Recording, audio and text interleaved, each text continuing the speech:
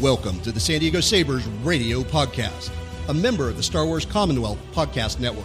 San Diego Sabers is the premier lightsaber combat training group in the San Diego area. On this show, we get together and talk about saber fighting, combat techniques, and a lot of Star Wars geekery.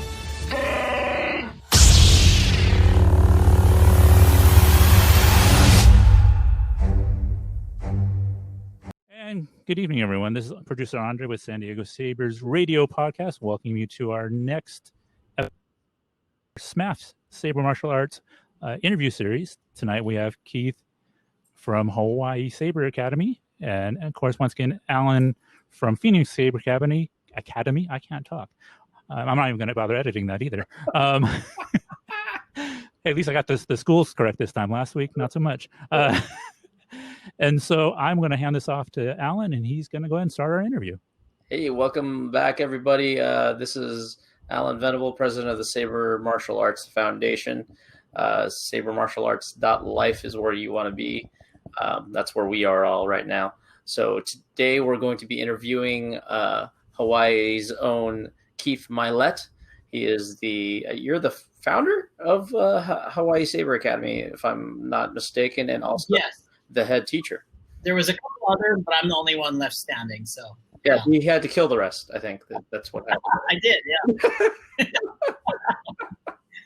So Keith, we usually start off this thing with, hey, what's your rank, your school, your title, and what are you into? You know, whatever you want to share about yourself, and then we'll talk a little bit about your journey. Okay, well, first, I just want to thank Andre for keeping the San Diego Saber podcast going. Much respect to you. I really commend you for doing that because I've been listening for forever, and it's influenced me and caused all these great friendships. So mahalo for that, Andre. And Alan, to answer your question, I am the technically like owner operator of Hawaii Saber Academy, but I also call myself the head instructor. So as far as rank, that's my rank, is I'm the head instructor, and nobody can argue with that because I am the head instructor. So I guess I could go into my qualifications a bit. Sure. I started off not being the head instructor. I was just the owner operator. But then through these last, 4 or 5 years now, I did gain a lot of experience. I actually went to trainings for lightsaber. Cool.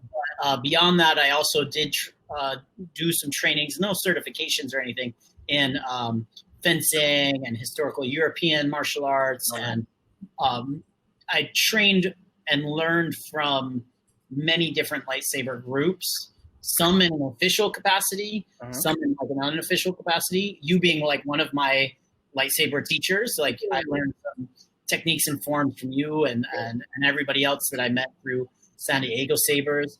And, I have in the past been in charge of running other lightsaber organizations here in Hawaii. Oh wow, that's awesome! And I still am, but I really do focus on Hawaii Saber Academy. Right. Well, that's the crazy thing, right? Because you guys are literally the farthest away from anybody. We are the outer regions. Right. You are in the outer rim, my friend. Yeah. But it's a beautiful outer rim, by the way. Every time I go to Hawaii, I'm just like, why don't I live here? It's pretty damn nice. Yeah. I'm not going to lie, but I don't really want more people to move out here. I don't think there's enough room. I mean, I don't think there's enough room over there. The volcanoes have to make more islands or something. Yeah. But it's expensive. That too. But we've had a great group over the years, and I've done trainings. I've done some serious training for my students in Shicho. Awesome. Makashi. And then beyond that, I wouldn't say that beyond the Shicho and Makashi, I haven't really solidified the forms and stuff. Well, I your passion, so go ahead. I said, I have your pamphlets, your Shicho pamphlet and your Makashi pamphlet. I still have them. Thank you. They're in that drawer over there, but I'm still like, oh man, he took a lot of time and put some effort into this. That's part of how we all teach, right? We have different ways of teaching, and that's one of the things like that I saw you did for your students was like, here's a reminder. It fits in the palm of your hand. You can keep it in your bag. You can always like do that. And that to me was like, oh, that's awesome. Actually, that's a great way to keep it like. You know how you keep things in the back of your mind. This is a physical representation of, oh yeah, I'm part of this group, man. This is what I'm supposed to learn. This is what I'm supposed to teach. You literally put the philosophy of your version of Shicho on, you know, it's a single piece of paper and fold it up and turn it into a pamphlet. And then you gave me last time I saw you, you handed me the Makashi one too. So that was amazing. Yeah, thank you. I'm glad you enjoyed those. And that's one thing with the Saber Martial Arts Foundation is that that I was super proud to be a part of you guys and affiliated with you guys because you accept that, you know, we don't all have to have the same form or even philosophy as far as like safety and all that stuff. Yeah, we have to be, you know, together as one, right. But like as far as like technical details of what composes Form 1, Form 2, and all that. And we don't even really argue about it. We'll just be like, oh, I consider it to be that. Oh, you consider it to be that form? Okay. Well, it's the way things are presented, right? So if you have your Shicho, just for example, based on Kendo, great. That's awesome. If that's what you know and that's your basis, your foundation of the rest of your martial arts techniques, by all means, teach that. Like we talked to Nick, his foundation is Olympic fencing. So of course, Shicho is going to kind of sort of look like that, you know. And there's other people that do Hema, and their Shicho looks more like greatsword. And there's some people that do Wushu, and so their Shicho is going to look, of course, a lot like that. So as long as you have a good basis, we can all come together and go, yeah, that's a good basic. Yeah. You know, and then from there, everything is possible. The last tournament we had was one of the most creative tournaments I did. Yeah, it was kind of cool. It was the one where we had the form demonstrations plus the Saber obstacle course. Yes. And in the form demonstrations, Vince, who's a very accomplished Wushu instructor and practitioner. Yeah, he's awesome. Yeah, he did his quote. I'm doing air quotes for the audio listeners. He's the quote, his Shicho form was not remotely Shicho, and it was so fucking epic. It was so awesome. Yeah. And he didn't get first place in that form because I was like, as you know, and he understood, right? But it was like, that wasn't Shicho like in my standard or like any like real standard that I could even stretch. But then when he did his Makashi, it was a different game. Even though he took everything and elevated it and he basically did Wushu, but he did it with his Saber and he applied it differently. And then it looked a lot. I was like, that's Makashi, and you win that round because that was like his form was just above and beyond the basic standard. And so there's like give and take, right? Like you can look at something and say like, I can see that, and then you could look at somebody and be like, that's still cool, but no. But right. Yeah. Well, and that's the beauty of it is like I keep saying, this is a martial art. So when we look at it as art, it's an interpretation, right?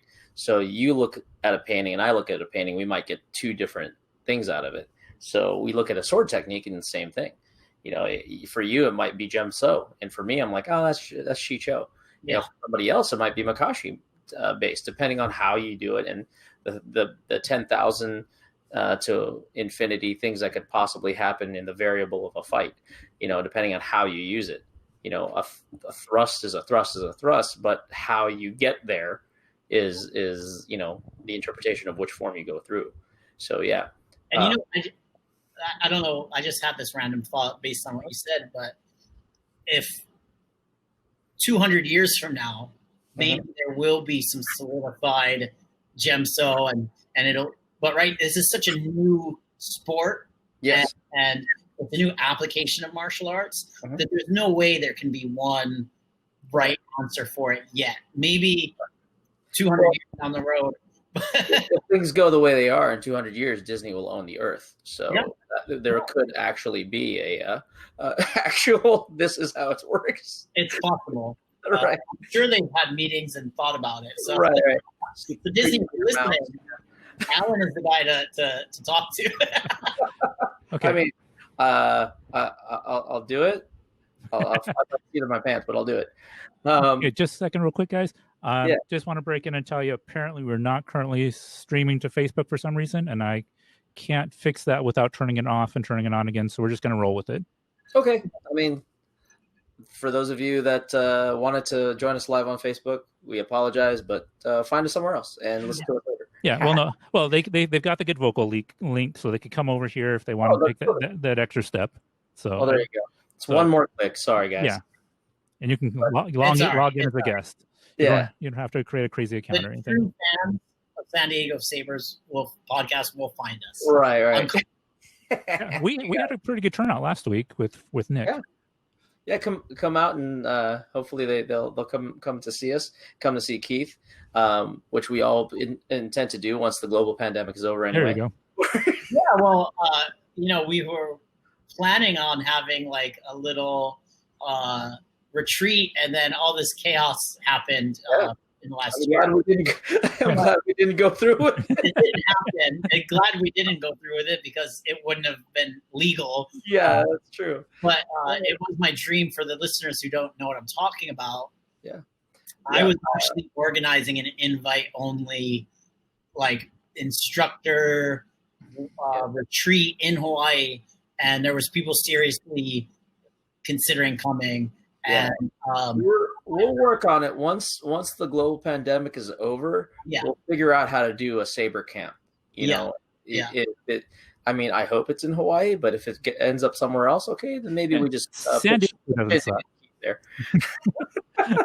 You know, it was going to be like it was this cool retreat. My wife does a yoga retreat. Yeah. She's done 2 of them, and it's called Treat Yourself Yoga Retreat. And she like pampers them. But I was like, okay, you did that with yoga. I'm going to go big and do it with lightsabers. And it's this like cool house with this beautiful yard and the mountains right there and the beach is like a block away. It's a dope place. So I still have that connection, and Okay. work on it. That's awesome.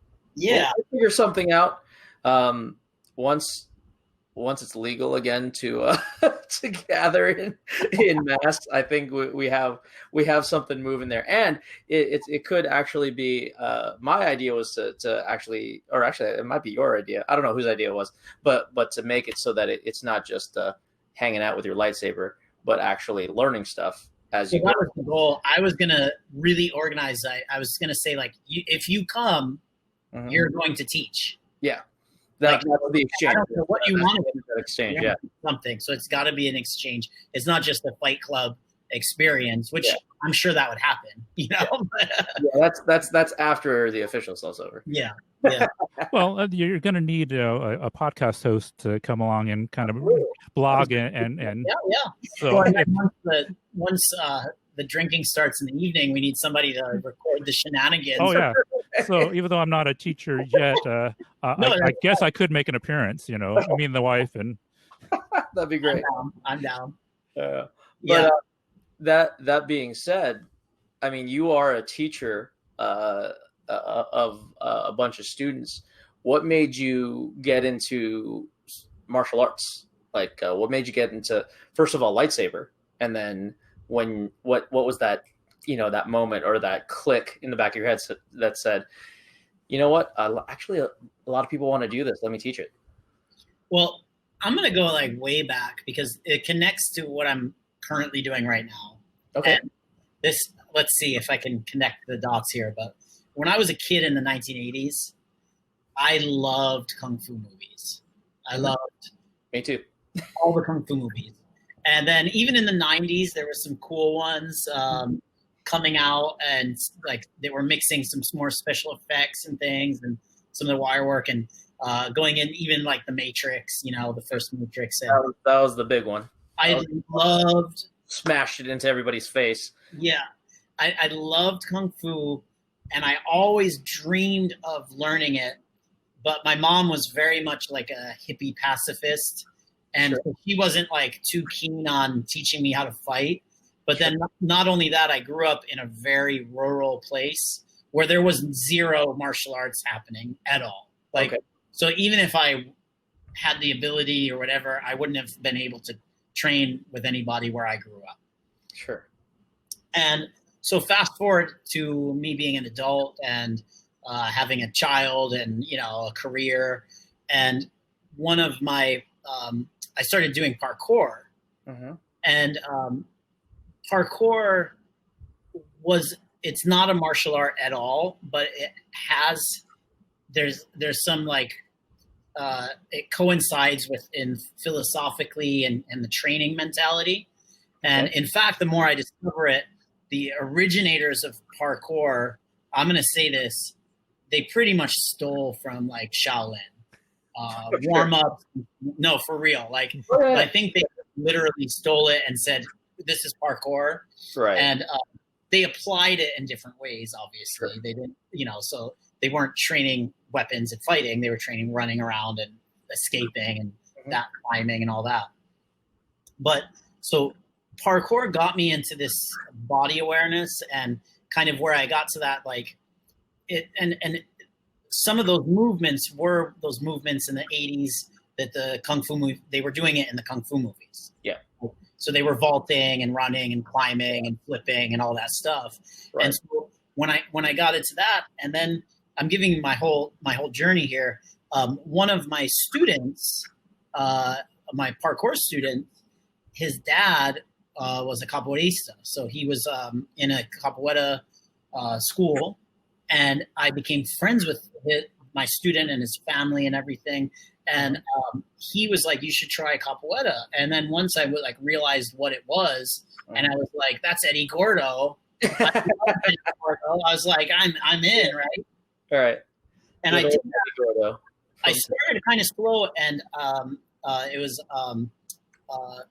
Senzala, that's the school, and my Mestre Japa. And after like a few months, I decided like, okay, I'm in. I'm going to do this. Mm-hmm. So I did it for a solid year, and I trained probably at least 2 times a week. And the trainings were like, I don't think you could do it every day because it would you'd be dead. They were really difficult. Sure.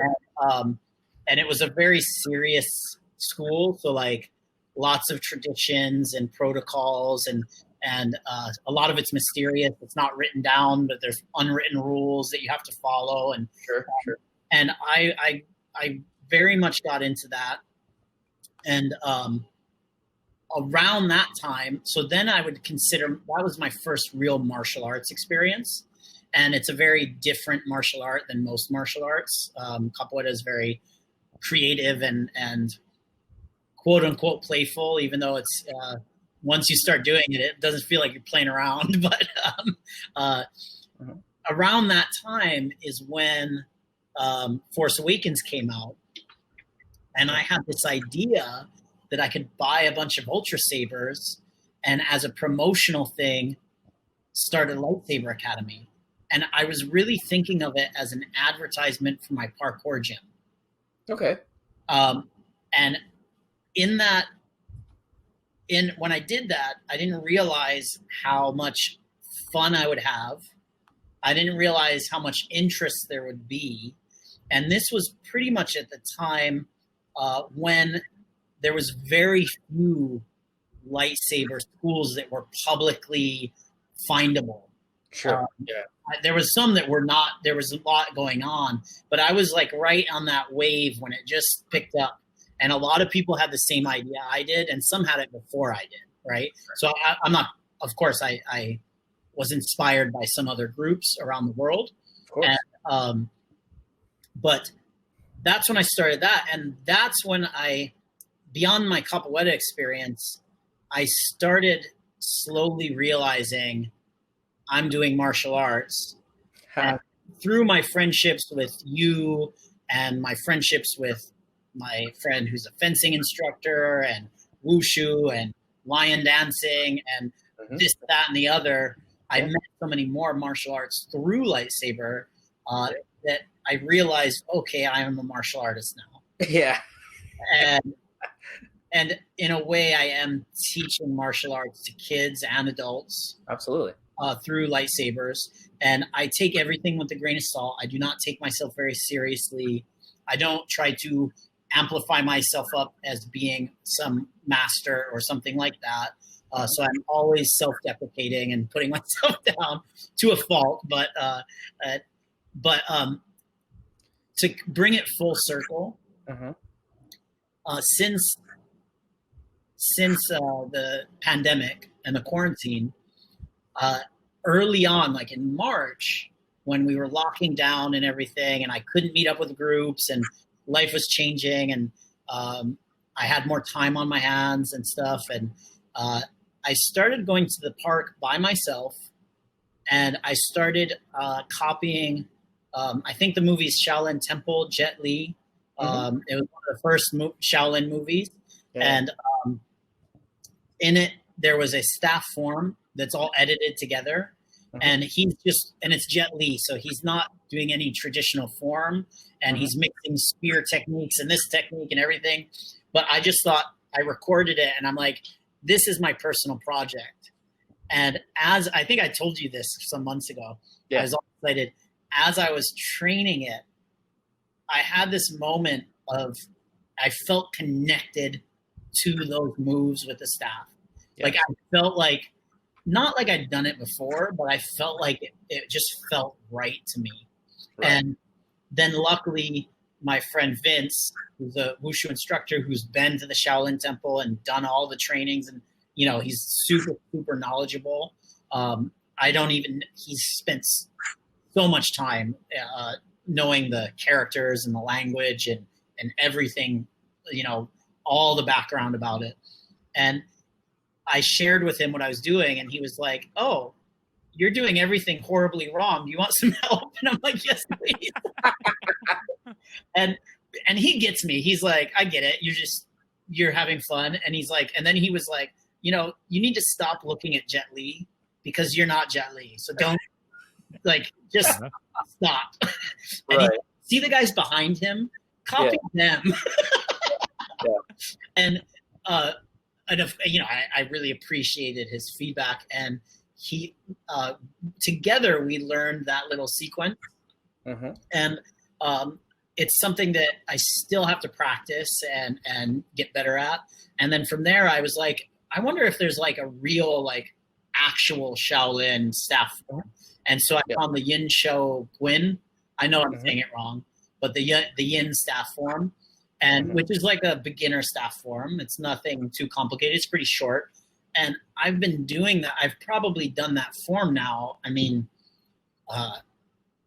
hundreds of times, or, over 100 times. And I want to do it 1,000 times. I'm going to do it until it's completely just instilled with me.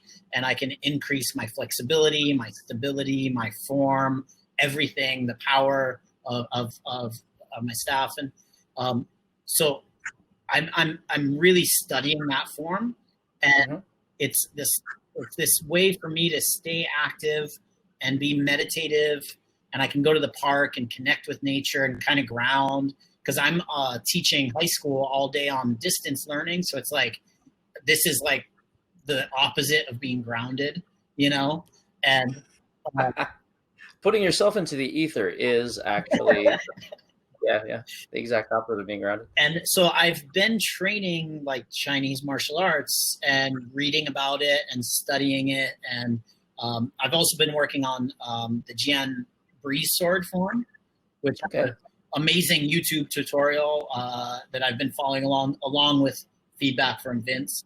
And so that's my journey. of where I'm at right now. And I know that you do Chinese martial arts, and so you can appreciate all that. And I'm sure you could criticize the hell out of me too if you wanted to. You know, the funny thing about Chinese martial arts is there are so many ways to express the same movement that it has to be based on each student. So what my experience would be like watching you will be actually different than when Vince watches you, when you watch you, because the whole idea of it's an art, right? So you get from it what you want, and you'll get from it what you put into it, right? But you already solved the riddle, believe it or not. You took it upon yourself to do it over and over and over and over and over again, which is the essence of Chinese martial arts. So when we talk about Kung Fu, right? Kung Fu, it literally translates to great skill. And great skill, if you look at the characters for Kung Fu, one of them is a guy pushing a plow. And the other one is a tree growing out of the ground. So Kung Fu is work, right? And time. Mm-hmm. So when you think about it, that's how you create any great skill. You know, you get from it what you put into it, and you cultivate. And that's really what the idea is. So you can have great skill in cooking. You can have great skill in, painting. You can have all this stuff, which is just amazing to do. And to hear you say, hey, I'm going to do it 1,000 times. That's the idea. If we're actually going to talk about martial arts, you got to do something 10,000 times before you can actually pull it off without thinking. Yeah. Right. So that's we call it the rule of 10,000 in the I guess the Wulin, the martial arts world. Yeah. So I love the level of knowledge that exists, and that's what that's what I was hinting at. Of in 200 years from now, maybe that could exist for lightsaber combat with Gemso and Chicho, but when you look at Chinese martial arts, there's so much depth of knowledge and meaning, but there's so much variety too. And so that matches up with the Saber Martial Arts Foundation, which is no surprise because you have that background. Is that there may be some people in Chinese martial arts that say this is the right way, but there's so much. Everybody knows that there's many variations of a standard form that's been around forever.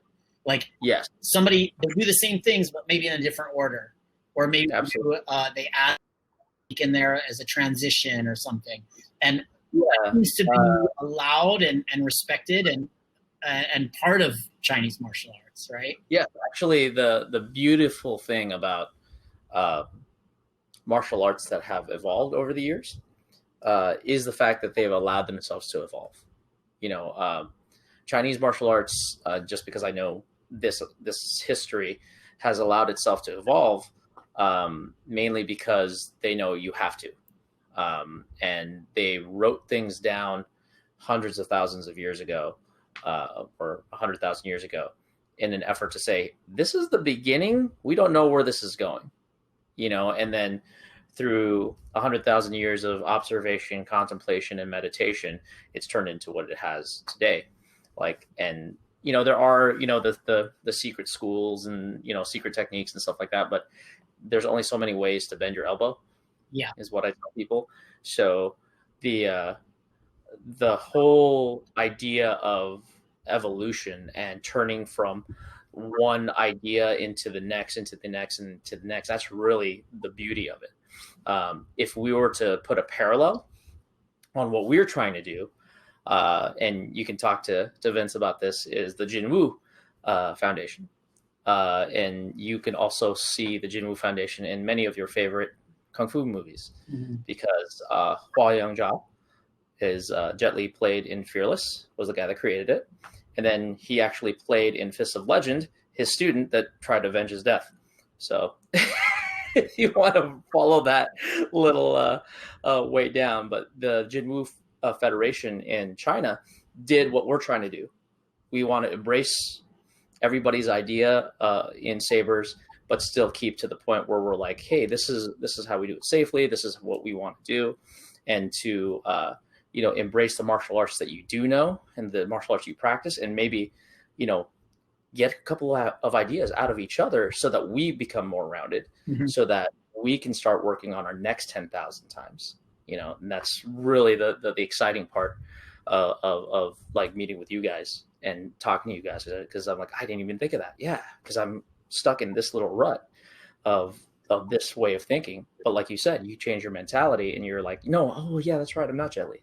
Then it's actually then you can achieve more that way. If you take somebody who does a scream, let's say, and they start doing a scream techniques with a lightsaber. Well, one, it's already changing because the dynamics of the weapon are changing, right? Yeah.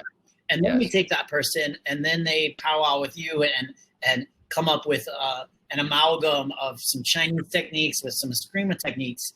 Yeah. But the Chinese techniques are also using the lightsaber, which doesn't exist. And so then it is actually coming up with something that is actually new. It's not just doing this and that. It's right. Yes. That's really exciting and kind of cool. And then to combine it with all the geeky Star Wars lore and that, it's that gives it meaning, behind it. But it gives it more, right? It gives us a little bit more of a charge because of it's it's a culmination, it's satisfying of a curiosity. Like, would this work? With the lightsaber? Oh yeah, hey, it does. Well, that's that playfulness of like, let's just try, and then if it works, great. If it not, then okay. Right. I did a short presentation for TSL for their Combat Con live, which I was honored that they asked me, and it was supposed to be an in your chair talk. I was going to talk about solo training because that's what I had been doing, and I figured it was a timely thing to talk about because a lot of people are solo training possibly, right?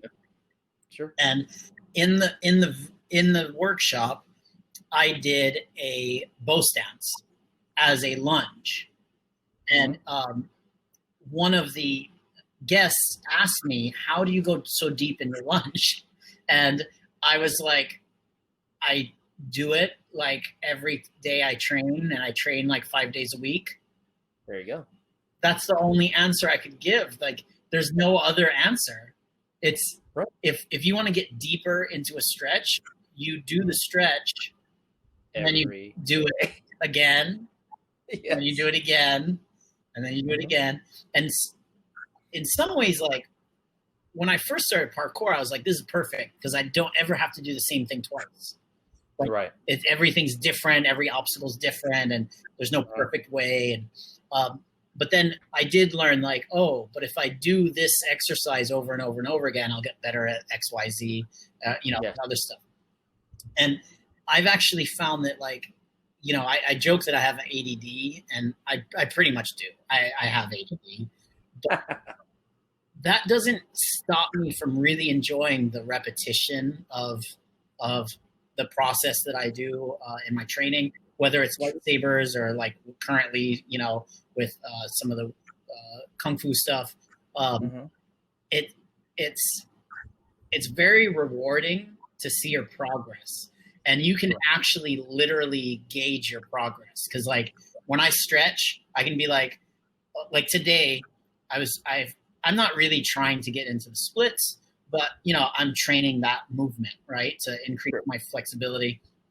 And I laid my staff down, and then I put my feet out, and I was like, they're almost at the end of each side. I'm like, okay, so maybe in a few months from now, I'll be outside of my staff. Yeah, that'd be awesome. And so then that was like a realization today. I was like, okay, I haven't done this. Why haven't I never gauged where my flexibility is on my staff? Because that's what I train with, right? And so it's going to take me, if I do it 5 days a week, it's going to take me 3 months to get my feet past the staff. Sure. Maybe more. I don't know. But like that repetition is the secret. That's the secret. Right. I think part of it is culture, right? We want results now. So it's hard to, but those little victories, right? Oh, my staff is at my, let's say, knee. Okay, now my staff is at my ankle. Holy crap, look at how much I've grown. That doesn't happen overnight. It happens over a period of time, and you have to do it every single day. A lot of people that get into our sport of lightsaber, they have a big ego. And unfortunately. And I get it, or martial arts in general, and yeah, life in general, to be honest with you, right? Pretty much everything. People have a big ego. Sure. And depending on the rule set, sometimes they can maintain their ego just based on the rules, and they might not really be what they think they are. Sure. But like you said, that's what I like what you said, because it was like, you have to kind of check that ego. No matter where you're at, if you want to get better, you have to accept that you have a lot of work to do, right? And it's time and effort. Well, that's the mark. What you just said there is the wisdom of a good teacher, right? Is to know that it doesn't stop here. There's always more. And that actually leads me to another question about, so you started your school, right? And you said, you know what, this is going to be fun. This is, I can help people and teach kids and do all sorts of cool stuff. I can mix my parkour, because you teach at a parkour gym, or when everything was open? I teach out of a CrossFit gym, but that's where my parkour gym was. It was like a big. Well, there you go. Yeah. So things happened. You create Hawaii Saber Academy. What was the first, if I was a brand new student and there isn't a global pandemic and you're still doing your thing, okay, let's frame it that way. If I see some people waving lightsabers around, I would go up and I'd be like, hey, how can I get into this? What would your answer be? Like, what would my first lesson be like? Okay, so I've had different approaches to it. So there's not like one thing, like, oh, this is the first technique. That's not my style. Sometimes it depended. At different times when we had multiple instructors, one instructor could go off and teach the students who'd been coming, right? And then one could go and say, like, we're going to train these Shicho techniques. The default that I would say I'd go with most of the time would be Shicho. And people tend to like to learn attacks first. And I totally understand that. It's more fun to attack, and so I would teach them some attacks. And it would be, for the most part, sometimes I would be focused on some fight choreography or solo forms, but I'd say like 80% of the time it was like, we fight each other and this is how we do it here, right? And so I would teach them some techniques and then have them do it by themselves. So a diagonal cut, a horizontal cut, a rising cut, something like that, a downward cut. I usually stayed away from thrusts for beginners. I did. That was like my policy, like no thrusting until I say so, kind of thing, just for safety. Right. But, so I'd teach them cuts, and then I would like say, okay, hit me. Okay, that was too weak. Like you've joked about this, like, okay, harder. Much harder, twice as hard. Like, but then some people maybe hit too hard. It's like, okay, reel it back a little bit. Right. And then I would like say, okay, try to hit me, and then I try to block it. Right. And then maybe that's when they start doing wonky things, like I'm trying to show like jittery, quick movements, and I'd be like, that can be effective, but it doesn't look that good. It doesn't feel that good, and it's just maybe somebody who could read it is a big telegraph and different things. So I'd be like, do these moves, let's have a fight. And then I, or one of my students that I trusted, would fight them, but we would reel it in. We weren't trying to like own the newbie. We would try, because that I don't see any joy in that. Like I don't feel any pride in owning somebody who's nervous and it's their first class. Like for me, Right. So like if I sparred with somebody and they came out ahead, that was fine with me. Now, if they were the type of person that said, "Okay, I'm better than you," I'd be like, "Okay, this isn't the group for you," you know. But like, so yeah, we would take it easy and let them experience what it is to land a hit, what it is to get hit at the same time, you know. Of course, I would teach them blocks, like it wasn't just attacks. So I think it would be a very two-handed experience, two hands on the saber. Okay. So from what you're telling me, it's a very much a private lesson almost for your first lesson. So no, so sometimes optimally, yes. Optimally, it'd have a lesson. And if I had the right student with me, I would be like, you know what, I have a busy class. Can you help this person? Because you already know what I'm teaching, and I could trust some students to do that. Okay. And so that would be optimal. Sometimes though, I'd be teaching, and I'd sometimes like if it's their first class and they came late and we're already doing something, I'm like, okay, I'm not going to change everything. I'm going to teach what I'm teaching. Just tell them like, don't stop and ask me questions because I expect you to be lost. Sure. Like you're not going to get this. And if you expect to, then you got to pay me more for a private lesson or something like that. You know what I mean? I'm just joking. Like, it's so so as a person that would be coming into your school, you're welcomed in here. Check this out. Here's the first couple attacks. We'll do a very controlled spar, basically, is what you're saying. And then I would leave feeling that I accomplished something. All right. What makes me want to come back?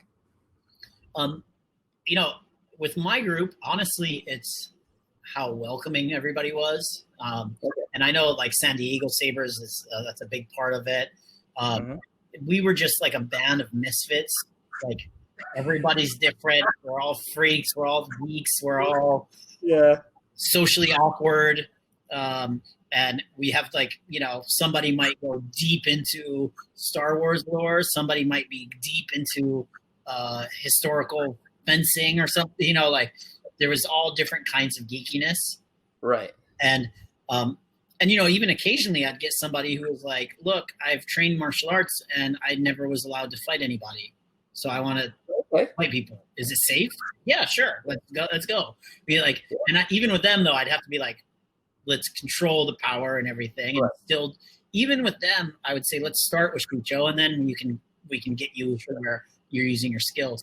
But I think that mixture of like, you get a rush from getting attacked and attacking with the glowing stick. It's exciting. So people literally get a chemical reaction in their body that gives them, and hopefully it's not like fight or flight. Hopefully it's a positive and adrenaline kind of experience, right? Because it's fight or flight with somebody who's like smiling and wearing like a Pikachu shirt or something. Right. Well, you touched on a lot of cool things there because in my experience, there is usually a couple of questions on somebody's mind when they look for a new school, whether it be martial arts or any other skill set. One is, can I learn something here? And two, can you teach me? You know, and what keeps them involved is a couple of different things. One, does the teacher know what they're doing? You know, can I actually learn from this person? You know, you have to have that sort of instructor like mentality where you're like, yeah, here's what we do, but you know, I am teaching you something. There is an energetic exchange of teacher and student that has to be there. And the thing you picked out the most is that you are a community of like-minded individuals. It is actually a group. It is a bunch of students, but at the same time, it's a bunch of friends that are I think you put it as a band of misfits, right? And nobody, at least in my experience, nobody feels out of place if they're in a band of misfits, because they're like, no, this is my identity. Yeah. Everybody's out of place. So even if you're somebody that's normally in place, well, then you're out of place with the people that are right. So. Exactly. That's the thing. If we were to go on a cross country trip, we need somebody with a map. We need a destination, right? So if the destination is to go into a saber fight or to go into a, maybe we're training for a tournament or something. Hey, this is part of what we're going to do. Are you coming with us? Yeah, let's do it. You kind of need that support of a community to do it. When we talk about, when I talk to my Kung Fu teachers about, black belt and stuff, it's like, okay, great. Who are the family members that they're inviting to their test? Who supported them? Who is there? Because it's not just that one person. It took a lot of people. It takes a village to get people there. Yeah. And you also pointed out, there are different types of geekiness that just converge. We are in the middle of this crazy Venn diagram, mm-hmm. right? And lightsabers kind of pulls everybody in, which is awesome. And that kind of exhilaration that you're talking about reminded me of Churchill. Actually, he said that there's nothing more exhilarating than getting shot at without result. Without right? Winston Churchill said, "There's nothing more exhilarating than getting shot at without result." So the fact that, like you said, there's a crazy person with a fencing mask trying to hit me with a Pikachu shirt, and I'm safe. We are still using safety. That is something that brings people back. And the thing is that I've seen it with you guys in San Diego, and it did take me some time to understand it because safety was a huge concern of mine. But mm-hmm. there is a way to control the action that's happening and to mm-hmm. build trust that can be very, very safe. I mean, there could be no injuries in 1,000 hits. There could mm-hmm. be no injuries in 10,000 hits. By no injury, I mean nothing worse than a bruise on the shoulder or something like that, and once people realize that, once they get hit and they're like, "Ow, that stung. I'm fine. This isn't dangerous." It feels dangerous, but it's not it's a win-win kind of thing, I think. That's cool. The community is really important. As you know, I started calling the group Sabre Ohana, and my podcast is Sabre Ohana Podcast. And I did delete the Facebook group because I've been pulling away from Facebook, and it was very bitter. I was going to say bittersweet. It wasn't sweet at all. It wasn't something that I was happy to do, but it didn't mean that I was deleting the Sabre Ohana. Our group exists. Like, those friendships are real. And so I've made real connections in this community, and the community is really big. And at times I was starting to try to expand my Ohana, I think almost too big, where it didn't feel like an Ohana anymore. And then I reel in a little bit, and keep it really feeling like a real community and a family. And that's another reason why people are in this, mm-hmm. For a large part. And not to get into all that stuff, but there is a certain thing about, social media, as it was. You're especially when you're a teacher and you're used to having so many people in front of you, right? And then it's like, this is where my energy is going into these 10 people or these 20 people or these 30 people, however many people you have in your class. And then, student number 300, that lives in Russia for some reason thinks they're better than the person that's standing in front of you. It gets a little rough. Mm-hmm. You're like, well, you didn't show up and do the work. You were over there. That's one thing that I would, I didn't really base, and I know different schools have different ways of viewing this. Mm-hmm. I didn't really base my recognition, of course, with tournaments. Then, mm-hmm. the best fighter won the tournament, pretty much. Sure. Or I should say the best fighter of that night won the tournament. Yeah. That's how tournaments work. But like just in general, like in a class or just a meetup or anything, it might be the person who just tried the most or put in the most effort into it. Like they'll get the most recognition. And because to me, that's what it's about. It's that process, Sure. And one thing with my group is at different times, I would have a lot of people. I would have a lot of women. I've taught children as well. I didn't really mix the kids and the adults not that Sure. much in a couple cases, but usually not. But I was very welcoming to everybody, all shapes and sizes, all skill levels, all athletic abilities. And I mean, I had people that showed up that had like actually physically impaired. And they were, Yeah. I don't think I can do this. And I was like, I think you can. I think you do. Maybe you can't do what I'm doing and the other person's doing, but you can do something, and we can have fun doing it.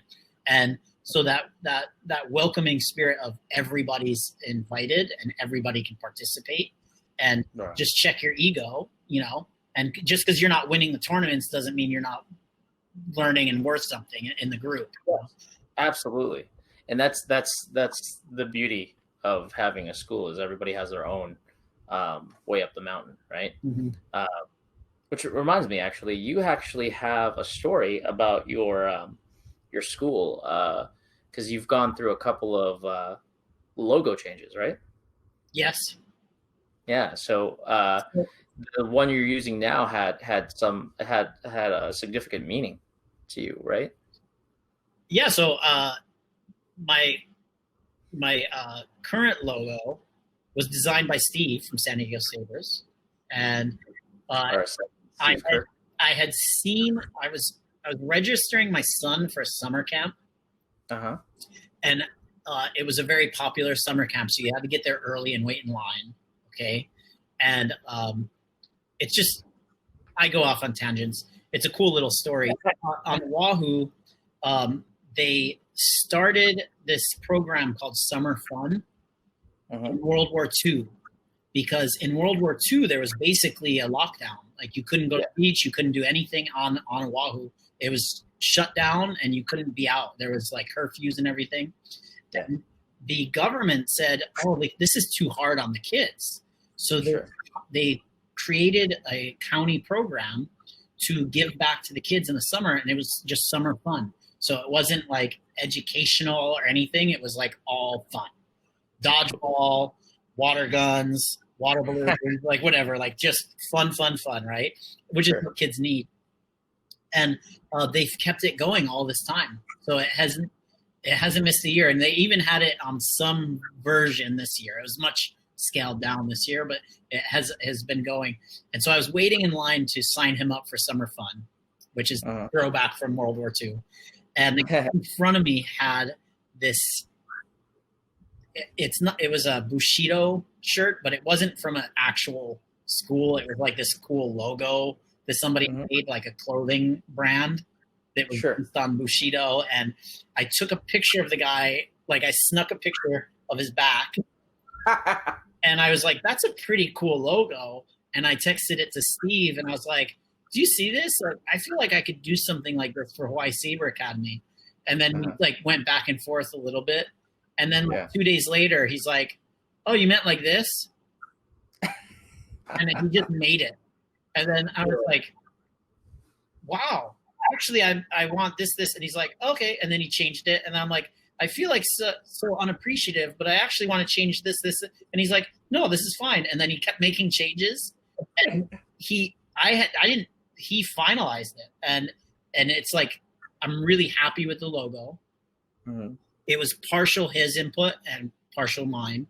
It has the Hawaiian Island chain on there. It's got 2 crossed Obi-Wan sabers, and it's a circle. It says Hawaii Saber Academy, and then it says raised in Arabesh. So that's like the little mystery, like the secret. And raised stands for respect, aloha, integrity, safety, and etiquette, which is my guiding philosophy for the school. Yes, which I've asked multiple times if I could slightly steal. You can. I give SMAF has full permission. It's Well- Saber Martial Arts Aloha Foundation, or no, Right. Saber Right. Martial Aloha Foundation. That's math. Right. One more A. Yeah. But no, the reason being is because all my tournaments are Rise of Phoenix. So because because it's Arizona, we can't really do Aloha. Like we can do the Rise part. That's cool. And then the logo also, I just want to end this, has 7 stars in it. Oh yeah, that's right. Uniforms. Yes. So I'm so happy and proud of it, and I'll always cherish that logo. That's like that legacy of Steve, and that just shows what kind of person he really was. Oh yeah. Absolutely. Yeah. I mean, we wouldn't have SMAF without him. So that's he one got of the, shit done. That's for sure. we got it. Before I get to the juiciest questions, are there any is there anything else you'd like to share that makes you happy, proud, anything you want people to know about your school? So with the pandemic, my gym has closed. Well, no, they're still open, but I can't operate there. I worked out of CrossFit Oahu, and they're facing some, I mean, I have to say it, they're facing some like ridiculous rules from the county that don't make any logical sense. I understand why they're doing it, but so basically I don't have my academy space, which I think is arguably, it was like the biggest, because I was there after all the CrossFit and parkour students were gone. Mm-hmm. And it was, so I had an entire 10,000 square foot warehouse, or 10,000 square. It was, I think it was the biggest academy in the States, at least. That's awesome. And so we had tons of room. So every now and then we'd have a class with like 20 people, and we could all be fighting at the same time. It was unreal. But awesome. So that is restricted right now. So I can't really operate out of there. Sure. We can't operate in the parks. It's been a roller coaster, and it's gone up and down. Uh-huh. And one of the things I did early on, I was like, I get these like almost manic periods of productivity where I feel like if I get frustrated or down, I will just start doing stuff. Sure. Sure. I have a career, I have a family. Uh-huh. I ran a parkour gym, a lightsaber academy, and a podcast at the same time while teaching and having a family. And so I that's like at times my personality. Sure. And so when the lockdown happened, I saw some ad for this company called OutSchool. Okay. And it's like a homeschool, choose your own class kind of thing, and pay. And, some of the classes are very affordable, and then some of them are like more fairly priced, and it just depends on the teacher and the class. And I thought, I have a living room. Mm-hmm. I have a computer. Yeah. I could teach kids lightsabers. Awesome. I could do this.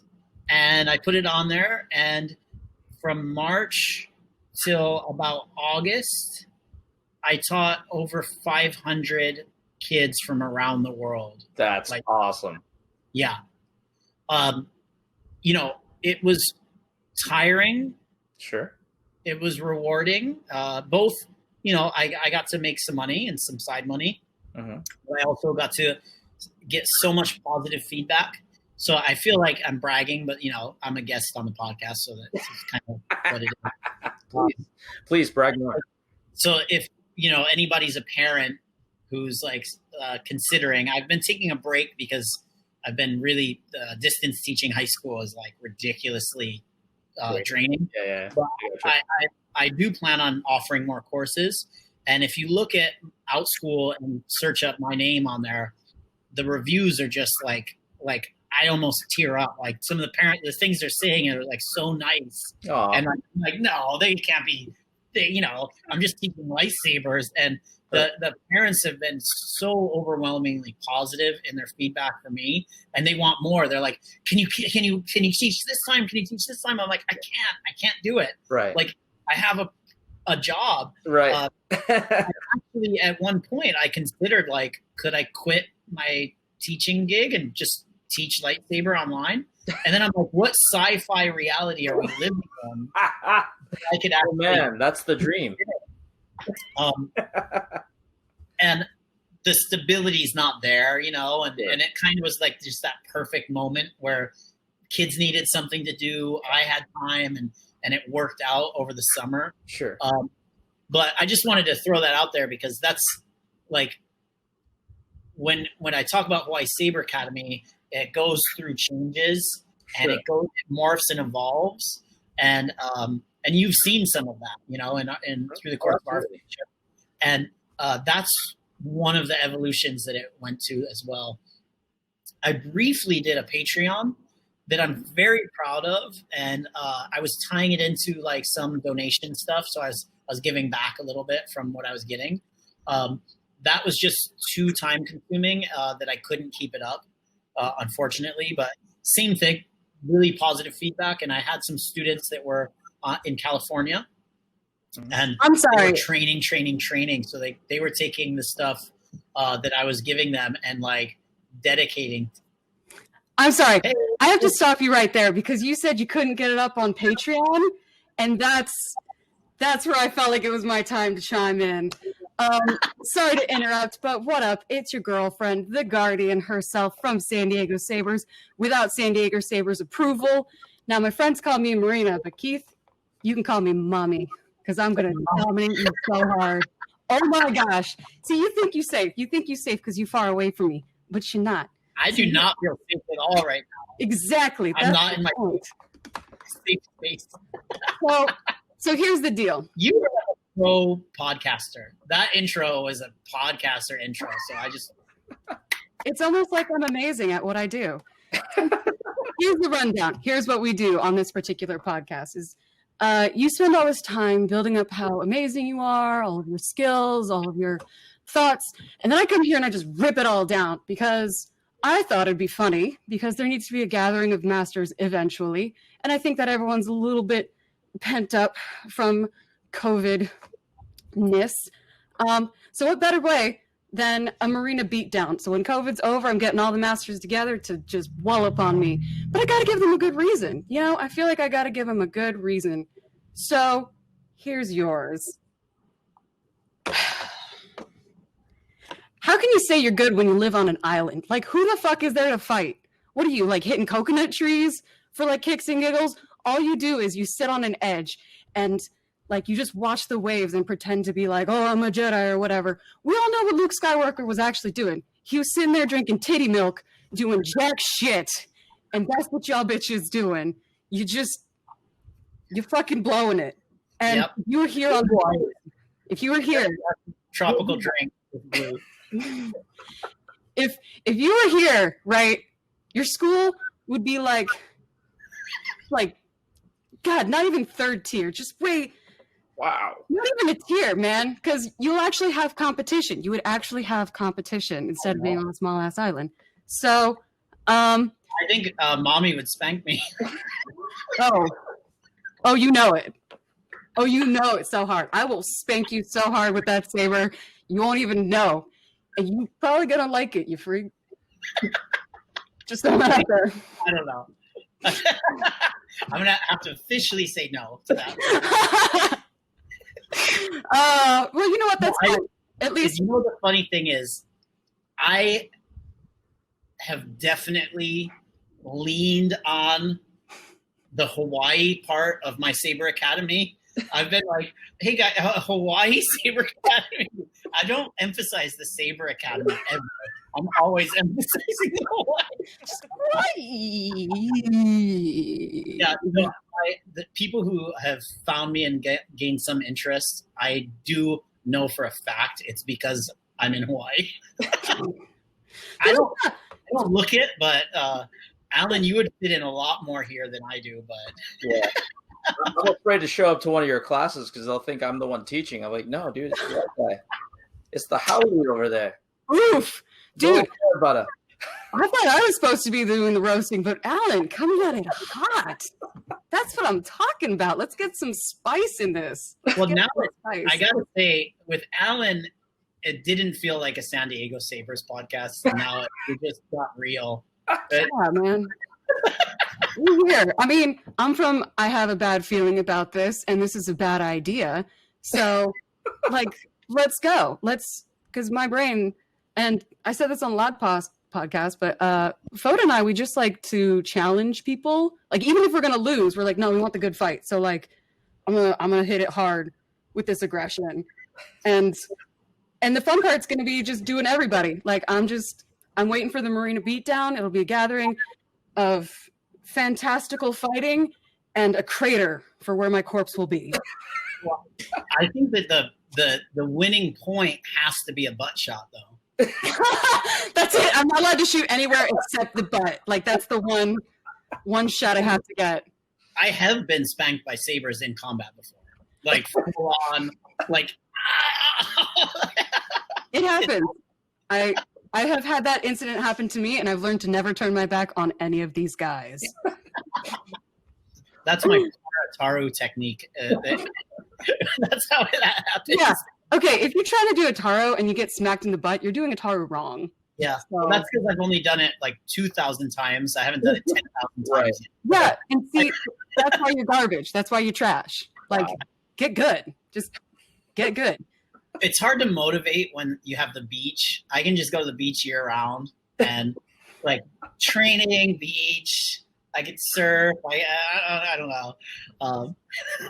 I mean, again, if you want to be lazy, drinking some weird green titty juice, that's fine. That's chill. I'll just surpass you faster.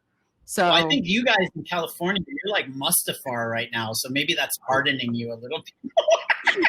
It's fueling me, the rage, the sheer loss of home and life, just fueling. I think that's what's happening because I feel like I was much more of a chill person in between two chaotics, and now we're just going full ham. We're leaning into this. You know, Nick said that my get vocal tag was appropriate because I am San Diego Sabers 2020. Like, I am the 2020 version of San Diego Sabers. Everybody else, they're like the good version, the one that's like, yeah, we're calm. You know, like, oh, we respect everybody, and you know, we want to learn from everyone. I'm just sitting here, I'm like, fucking fight me. Get good, you trash. I like that. You needed some glasses, the New Year's Eve glasses, the 2020 glasses. I'll just show up to every tournament with that, just 2020, like, what up, it's your girl, 2020, here to wreck it, let's go. That can be your fight name. Just 2020. Nice. I have a really interesting question, because that is actually a title that was given to me by the head of another school, which I think actually gets to be added to my list of titles. There you go. That's the way that we work, is we do have like titles, and it's usually like nicknames that people have given you. So I'm Marina. I am a wanderer. That's my rank in the group. I was given the title of Mistress of Perception from Steve because I'm very perceptive. And now just 2020. Yeah. Like, that's going to be Marina, wanderer, Spirit. Mistress of Perception 2020. Sports jersey with your number 2020. 2020. You know what? Usually my number's 13, but I'm with it. I'm with this notion. I think 2020 is way more powerful than now. No. So see, what's going to happen is I'm going to have my normal Marina where I have to like interact with people and I actually have discussions. But then, you know, when it's about to get real, when I just like rip off my shirt and it just says 2020 and you're like, oh, she's no longer people's friends. She's here to hurt feelings. Right. I feel much worse about myself now, so mission accomplished. You're welcome. I'm here for you. I did say earlier I did self-deprecate a lot, so this is in my emotional zone. I feel good. See, this is where you take it. And someone uses the words that you use against yourself all the time, and you take it and you go, hey, you can't call me that. Only I could call me that. And then you just rage out and you go Super Saiyan. At least I think that's how that works. Yeah, I'm sure. And then I'm just going to go to the beach and peace out. See, again, he's just going to chill like really majestically on a cliff somewhere going like, yes, those were interesting comments made by the 2021. Well, it's the only thing keeping him in check. I think is what's happening. So Nah. once he gets to the mainland, he's just gonna go ham on you specifically. Yeah, it's gonna be cool, and I feel like we have that kind of relate. Yeah, we've met before at least. Yep. We So, didn't get to fight, but no, next time. that's okay. That is another reason why this whole thing started. Is I have met a lot of you guys, and I have not fought a single one. I still haven't even fought Alan, and I've seen him way more than you. Good luck. So, yeah, this is it. This is what we're doing. I'm just gonna get everyone real mad until we have no choice but to fight. The first time I met Alan in person, he was wearing like a Gryffindor scarf. Yeah. And I was like, dude, you are the most intimidating geek. Like he walked like he was like a biker.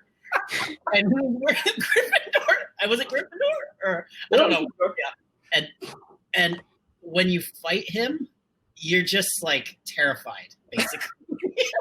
Because he smiles. He smiles so much. Yeah. I've seen it. I've seen him fight a lot. Fencing mask. No, you can sense the smile that's happening, and it's just like It's the laughter, right? It's the incessant laughter that's coming off of me. it's like a dirty smile. You're like, it's Okay, scary. I don't understand how people are like, I'm in a fencing mask. You can't see me. I'm like, I can see through those fencing masks pretty easily. Like I could see facial things. So, you know. Yeah. You're trying to hide behind the paint, but I can still see what your eyes are doing. Now, if you fought, have you fought Nick yet? No, I haven't even fought Nick. No, I have my money on you because you're just gonna scare the living shit out of him. I You can mean, just track that. Loud voices do startle him. So, you know. I'm sorry, So, Nick. Much what respect. I plan on doing for Nick is I'm going to get, because he has his penguin onesie, and I'm going to get a sea lion onesie, aka the penguin's natural predator. I'm going to go for his shins. Have you? So Nick was like the little brother of our group, and we all just relentlessly talk shit to him. Yeah. Have you seen that meme of the sea lion like about to eat a penguin? Yeah. Oh, yeah. I know which one you're talking about now. Gonna bite its head off. Like it's a picture of the sea lion about to bite a penguin's head off. And Yeah. I made a bunch of memes about him, and I just like spam him with it. Yeah. No, I'm pretty aware because Eric keeps me in the loop with a lot of things, and I'm well aware that we all just collectively decided to just shit on Nick constantly, which I'm here for. We here for it, but that means I got to get more creative with my insults because you guys have already thrown everything out there. So like I gotta. Fode has done some like savant like stream of consciousness of name calling to Nick. Yeah. Oh man. But I think that it went pretty well because I mean I was trying to get him mad, but he ended up just getting happier. But I'm like, you know what, man, that works, I guess. Just so long as you fight me, that's all we want out of I this. mean, as long as you have a safe word, Marine, I think you'll be okay. My safe word is Wobbuffet. So Did you say Throbbuffet? yes, I said Wobbuffet, Oh, but Wobbuffet is absolutely where it's at now. that's All right. that's a If new you need me one. to stop, you better scream Wobbuffet. Because if you scream Wobbuffet, I ain't doing shit. Is that like Ben Swallow? Like you can see the veins popping out inside. Right. Yeah. Is that's gonna be my next never mind. You know what? Even I know Walk when to shut away. up sometimes. I don't always shut up, but you know what? I think that was my filter telling me maybe you shouldn't. Maybe you just I mean, shouldn't. Alan seems very cool and reasonable, but he's the one who coined the game show idea of lightsaber or dildo. Yes, sure. I did. You know? I'm down. I think that'd be a highly entertaining game. I did put that idea to Steve for a bad feeling. And it, Oh, then we're here. Let's You have to do all the research. I'm not. Oh, I know the people. I know the people who I can get in contact with. well, I have. it works. It works the best with video, which we can do now. So that's the Yeah, Marina, didn't you guys Yeah. talk with that Star Wars like burlesque show group? Yeah, they were cool. They So they're called The Empire Strips Back. I saw it. Awesome. Yeah, we saw it twice, and they're super cool people. Like, they're really chill. Unfortunately, before Steve passed away, we couldn't do our second round of it because we saw it the first year when we interviewed them, and then we saw it again, and we were going to do a second round because they came out with new merchandise, they came out with all this new stuff, and it was just really, really cool to see them, and they recognized us. They're like, oh, hey, like, we didn't know that most of them listened to the previous podcast that we did with them. And so we got in line to take photos with them. Andre told me that was like the top of his to-do list for the podcast was an Empire Strips Back. They're currently doing a Ghostbusters interview right now. But so yeah, it was funny because we went to go take pictures with them because they take photos with you, and we were in line and the host was there entertaining, and he was like, I know you, because he saw our Sabers jackets. He's like, you're the ones that did the interview. We all heard it. Mm-hmm. And Doug and I are like, I don't know if that's good or bad. I don't know if it's good or bad. Because we interviewed them, and then we did an interview of their merchandise and the show. Right. So, like, the first one was normal. The interview was like, all right, chill, this is cool. And then the second one was hot. Yeah. It was, I have a bad feeling about this. Yeah, it was a thing, and I was like, oh, they heard all of our opinions on them, and I got called out so hard.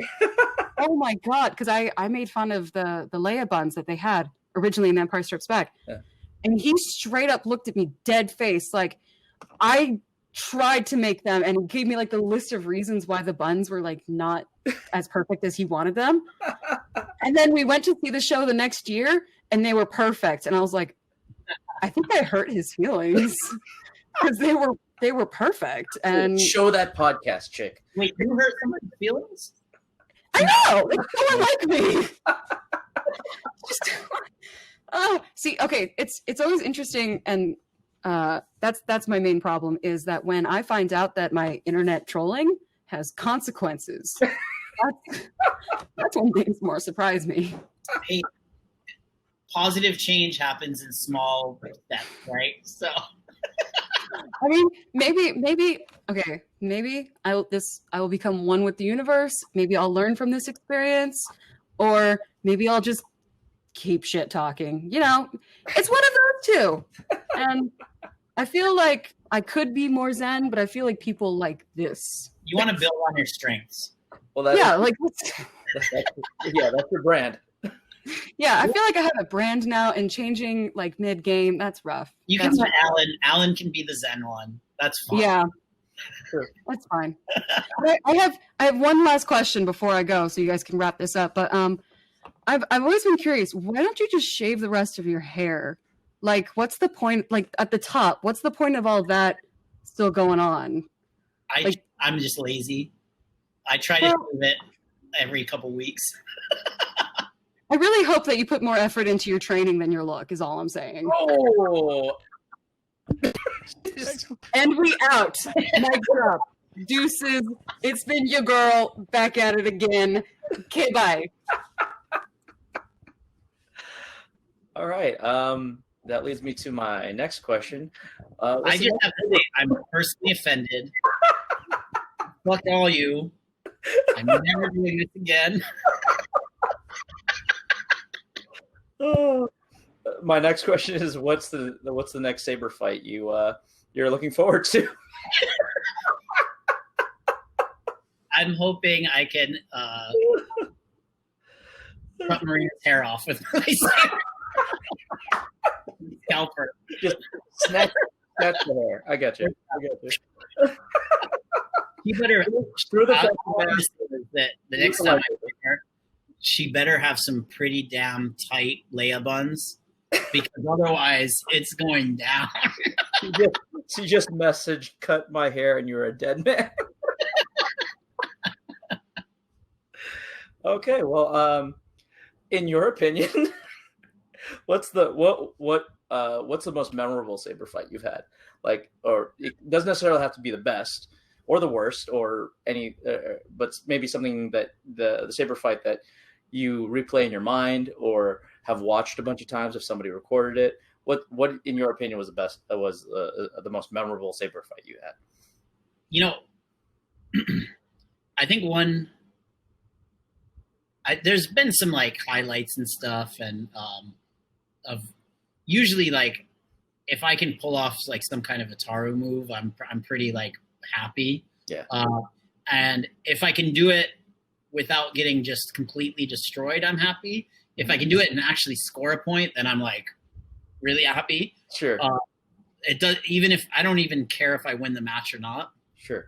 But to be honest with you, there was this period where I was very confused, and I had many conversations with you guys and Eric in particular from San Diego Sabers, and where I didn't understand when they talk about, I don't know the specific language, my memory wants to say like just power control.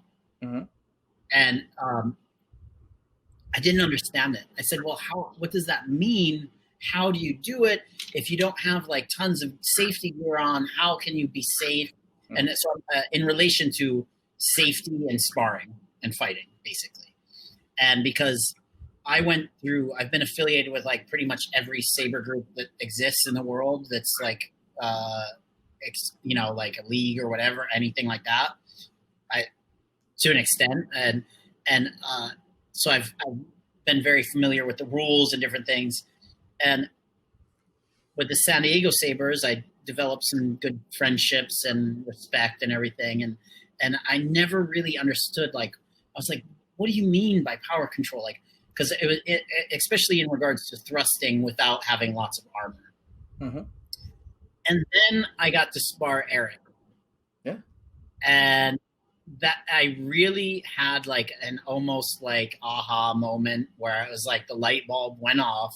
Sure. And I was like, oh, that's what you mean by power control. Yeah.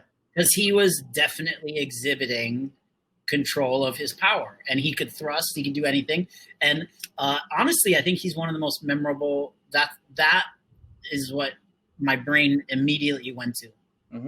That fight where I discovered something. So I was learning in the fight, and I mean, to go beyond that, that's the main reason why I think. But then just Eric is just such an amazing fighter, and his blade technique is just like unreal. Yeah. And like, so I think that like seeing that kind of control he has, not just control in the sense of I'm not going to hurt you, but control in the sense of I'm fucking good and I know what I'm doing. Like, yeah, you know what I mean? Yeah. So I'd say that first time I got to actually physically spar with him was one of the more memorable ones. Yeah. That's great. Well, I mean, that's part of what we try to teach in all of our schools, right? We do want people to come back. We don't want them to go home with hard feelings or bruises that that could have been prevented, right? And injuries that could have been prevented, which is why we're so big on safety. But that definitely is the best, right? When you have that aha moment, when you're just like, oh, that's what you mean. Yeah. I try to look for that in every student as well. As that's kind of when I was teaching every single day. That was my sacred purpose in life, was to get a student to get that aha moment, as many times as I could, in a week. Just be like, oh, that's what that does. Oh, okay, that's why my hands do this. And yeah, I'm right. And I know I have a very limited and basic understanding of it, but like that Shaolin idea of the movement is the meditation. The stretching is the exercise. The deadly technique is the solo training. Like it's all mixed in and it becomes one. And so that's that aha moment when you connect with something and understand something, whether it's physical or mental. And like how you said, like if you can get your students to do that, that's like I used to have a phrase for my parkour that was level up in real life. Nice. I like that. And so it's like, in video games, you try to tier your characters and level them up or whatever. But like you can literally do that with martial arts. You can literally level up and hit something that you didn't even know it really existed before you got there. Yeah. Because if you don't understand it, you don't understand it. Right. When you do understand it, it's like a gate is opened, Mm-hmm. and you have a new potential and possibility. And Absolutely. Yeah. Yeah. Yeah, that's awesome, man. My question, my last question is usually, what lessons have you learned from your experiences practicing martial arts? But you've answered them. You've answered my question already. So that's I think that was my answer. I knew you. Yeah. See, that's the beauty of martial arts. You know the answer before the question is asked. But yeah, Keith, how do we find you online if we want to learn more about Hawaii Saber Academy? So my website is hawaiisaberacademy.com. Excuse me if it's a little dated, but it's got a lot of stuff on there. Sure. If you have a kid, you can find me on OutSchool. There you go. And at the moment where we're recording this, I don't have anything scheduled, but I am going to be scheduling stuff. That's awesome. And just a bunch of just fun fitness and solo training and stuff, beginner stuff for kids. That's great. When the pandemic's over, by the way, what's that? I forgot to ask you, what are the ages of involvement in that? For the OutSchool, I did try like a youngling class with like 3 to 5 year olds that had really great feedback. Mm-hmm. I just didn't enjoy teaching it's like herding kittens. Oh, sure. Even online. So I just couldn't, I wasn't finding the joy in it. Sure. I'd say the biggest age group was like the 8 to 12 year olds. Okay.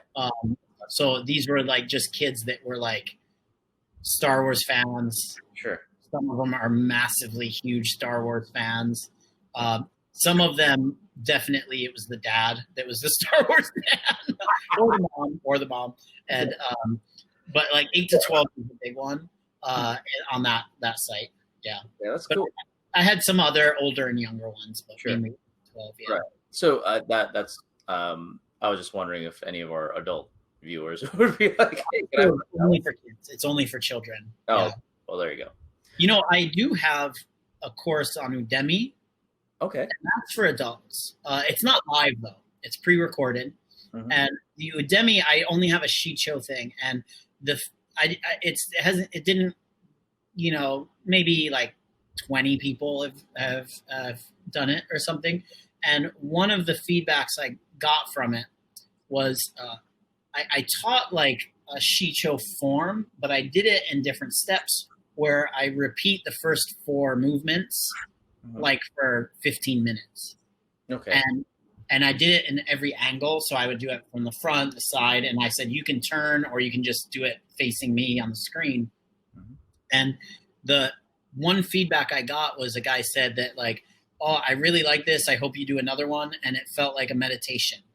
Oh, cool. Boom. That was awesome. So that's where I'm at currently. When we do open back up and everything can be safe, and it's not even, you know, I respect that people have different viewpoints on safety in regards to COVID with distance and masks and blah, blah, blah and all that. And I have absolutely no hard feelings for people that want to meet up and train and do it in different parts of the country and whatever. And I understand it. Me personally, I don't have the energy to try to organize events or classes knowing that there's so much uncertainty and it's just going to go up and down and up and down. Sure. It's not that investment of my time isn't worth it. So right now, when we're recording this, I'm not doing like in-person stuff with my group, but you know, that will happen again and it will be great to hit people with my lightsaber again. Hitting people with nerd sticks. Yes. Last question for you there, Keith, is if I am in the Hawaii area, where would we, once everything does open up again and we wanted to take, let's say, a one-off class, is that possible in Hawaii? Sure. Yeah. So I am very welcoming to everybody, including people visiting.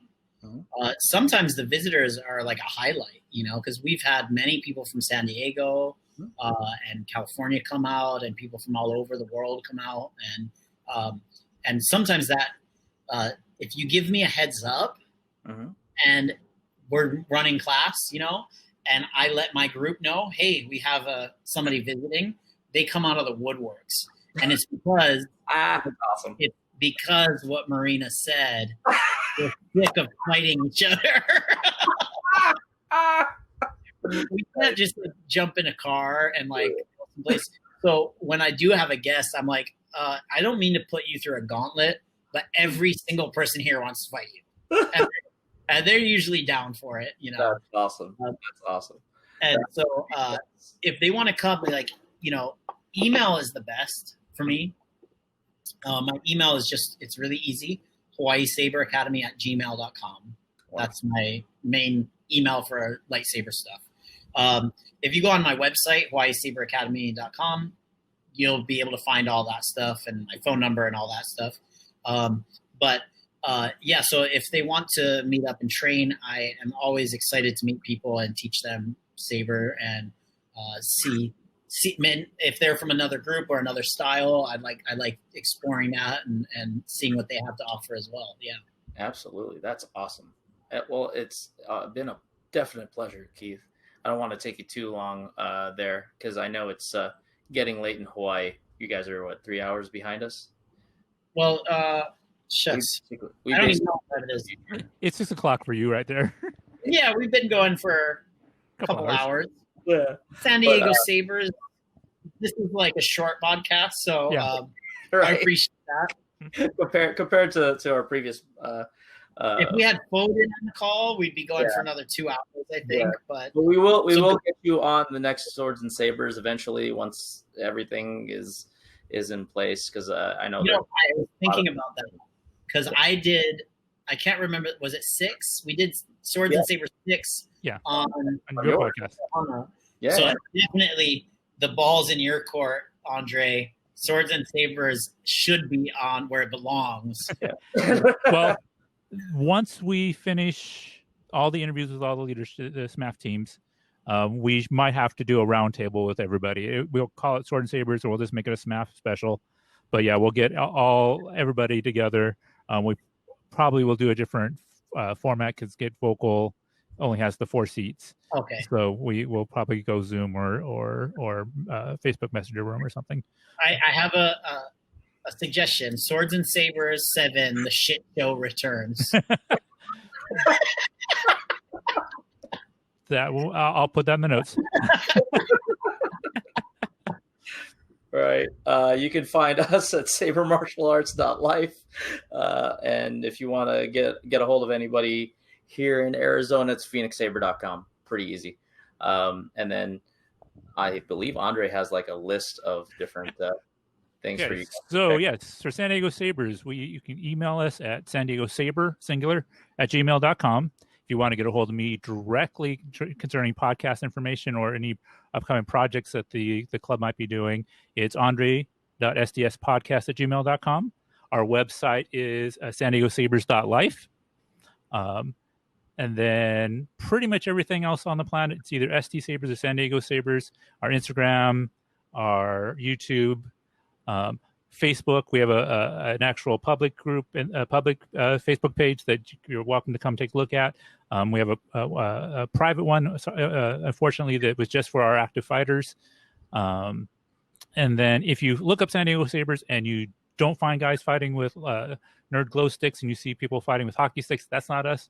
We do have the San Diego Sabers amateur or mid-level hockey team. They beat us to a lot of the some of the other.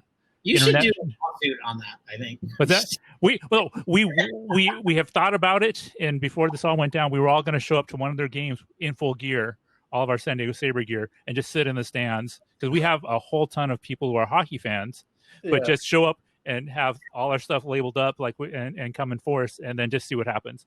And that would be fun. That would be awesome. That'd be a great night out. The best thing that could happen is that they could have you do a demo fight on the ice. We did do one for the goals. We actually had a fight on the ice with the goals, and then we did do one. I think we did one for one of the soccer teams. That's awesome. But yeah, so if you're looking for us and find guys with sabers, that's us. If you find guys with hockey sticks, not us. But the easiest way to get a hold of us is sandiegosaber@gmail.com or andre.sdspodcast@gmail.com. There you go. So many thanks again, Keith, for taking time out of your busy life. I know you have 8 billion things that you're doing right now. It was fun being interviewed by you, and it was refreshing to be interviewed by you, Alan. So it was. You're usually not the kind of the interviewer, and you did a great job. Andre, keep it going. I love it, and I'm so happy that we can keep listening to San Diego Sabers podcast. Yeah. All right. We'll try to give you a heads up next time Marina's around. All right, and that is it for tonight. Thanks, everybody.